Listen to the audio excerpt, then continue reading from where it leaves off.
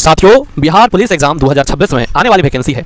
इसकी अगर आप तैयारी कर रहे हैं तो पास करने का सीक्रेट ट्रिक क्या हो सकती है, चलिए समझते हैं साथियों। ठीक है, चलिए देखिए, बिहार पुलिस परीक्षा 2026 वर्दी पाने के लिए साथियों आपको पक्का प्लान बनाना होगा। ठीक है, सफलता की 100% गारंटी वाली रणनीति और अचूक मार्गदर्शन आपको चाहिए।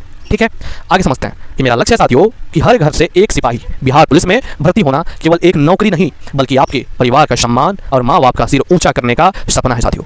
इस साल 2026 में बिना कोई बहाना बनाए सीधे अपने लक्ष्य पर साथियों निशाना साधना है। ठीक है, चलिए आगे समझते हैं कि सिलेक्शन का प्रोसेस साथियों, ये 3 मुख्य चरण इसमें होते हैं। कौन कौन सी? पहला जो होता है साथियों वो होते हैं परीक्षा। कौन सी परीक्षा? तो लिखित परीक्षा साथियों, जहां पर 100 अंकों की एक OMR आधारित परीक्षा होती है।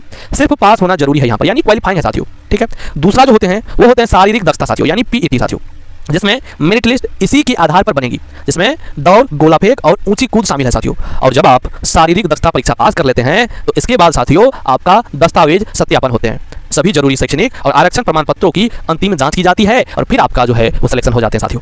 चलिए जानते हैं कि आखिर लिखित परीक्षा को जो है वो अंकों का सही विभाजन। देखिए साथियों, समान ज्ञान और GS से जो है वो 40% यानी 40 मार्क के प्रश्न पूछे जाते हैं। इसके बाद समान विज्ञान से साथियों 30% यानी 30 मार्क के यानी 30 क्वेश्चन जो है वो पूछे जाते हैं। हिंदी और अंग्रेजी से साथियों 15% यानी कि 15 मार्क के क्वेश्चन पूछे जाते हैं और गणित और रीजनिंग से साथियों 15% यानी 15 मार्क के प्रश्न पूछे जाते हैं साथियों।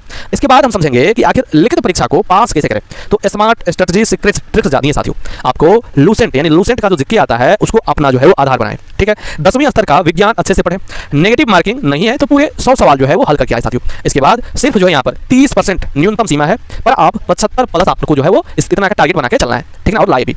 इसके बाद हम समझते हैं कि जब आप ये सब कर लेंगे, लिखित परीक्षा पास कर लेंगे तो शारीरिक दक्षता में यानी PET में साथियों यहीं से तय होगी कि आपकी फाइनल मेरिट साथियों, जिसमें दौड़, ऊंची कूद और गोला फेंक में अधिक स्कोर करने का क्या तरीका हो सकते हैं साथियों। दौड़ में साथियों, दौड़ जो है वो सबसे बड़ा गेम चेंजर होते हैं, जहां पर साथियों कुल 50 मार्क्स आपको मिल सकते हैं साथियों। दौड़ में प्राप्त अंक जो है सीधे आपकी मेरिट तय करते हैं। पुरुषों के लिए साथियों 1.6 किलोमीटर और महिलाओं के लिए साथियों 1 किलोमीटर की दौड़ होती है साथियों।